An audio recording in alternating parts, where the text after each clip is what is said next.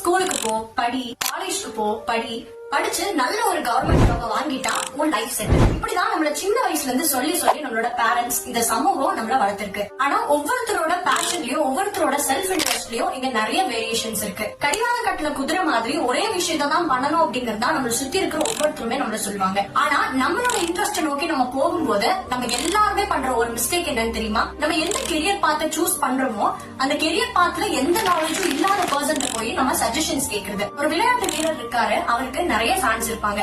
அவங்க லைஃப்ல அவங்க என்ன அச்சீவ் பண்ணாலுமே அதை அவங்களே அச்சீவ் பண்ணிட்ட மாதிரி அவங்களோட ஃபேன்ஸ் ரொம்பவே சந்தோஷப்படுவாங்க. அதே சமயத்துல அந்த விளையாட்டு வீரருக்கு ஒரு கோச்சும் இருப்பாங்க இல்லையா? இந்த இடத்துல அவரு நெக்ஸ்ட் மேட்ச்ல ஒரு டெசிஷன் எடுக்கணும் அப்படின்னா, நெக்ஸ்ட் மேட்ச்ல அவருக்கு ஒரு சில ஐடியாஸ் தேவைப்படுது அப்படின்னா ஃபேன்ஸ் கேட்பாரா, கோச் கேட்பாரா? கண்டிப்பா கோச் தான் கேட்பாரு. ஏன்னா கோச்சை பொறுத்த வரைக்கும் அவருக்கு நாலேஜ் இருக்கு. இந்த இடத்துல நமக்கு தேவையான ஒப்பீனியன்ஸை நம்ம வெல் விஷயத்தை கேட்கணுமா, வெல் நோன் பீப்புள்கிட்ட கேட்கணுமா அப்படின்னா ஆப்வியஸ்லி வெல் நோன் பீப்புளை தான் நீங்க சூஸ் பண்ணுவீங்க. அதே மாதிரி தான் நம்ம சுத்தி இருக்கிற பீப்புள் எல்லாருமே நம்ம நல்லதுக்கு தான் சொல்றாங்க, நம்மளோட வெல் விஷஸ் தான். ஆனா நம்மளோட கெரியர் பாத் பத்தி அவங்களுக்கு அவ்வளவா நாலேஜ் இல்ல.